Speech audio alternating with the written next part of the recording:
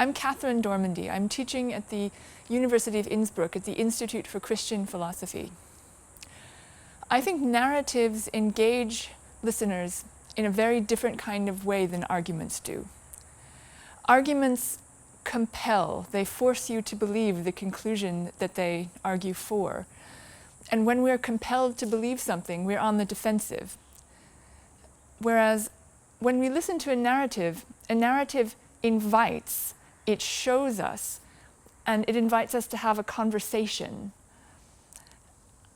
And because of that, we're more open to what it might or might not have to say to us.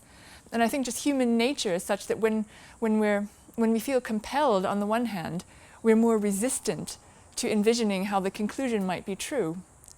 Whereas when we're invited to converse and see things for ourselves, we're more receptive to entertaining alternative viewpoints. And I'll illustrate this with an example.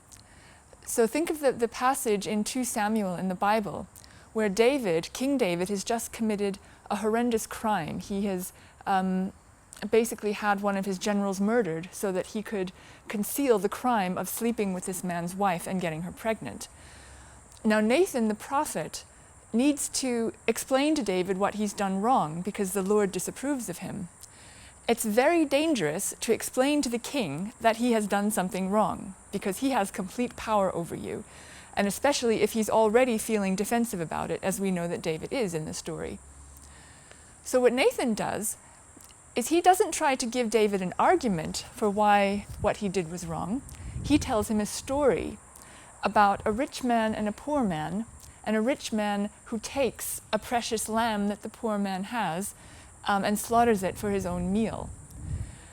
And David, drawn into the story, automatically responds that the rich man has done something evil and deserves to die. At that point, David has had his own insight into what the story has to say, and he says automatically, this enables Nathan to say to David, you, King David, are that man. And at this point, because David has had the insight himself that the man in the story has done something wrong, he is forced to admit, because of his own insight into the story, that he himself has also done something wrong.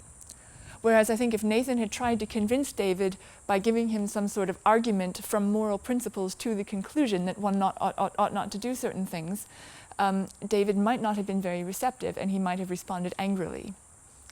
So that's just an illustration, appropriately illustrating the importance of stories as a way to engage listeners and invite their receptivity in a way that arguments cannot, by appeal to a very famous story.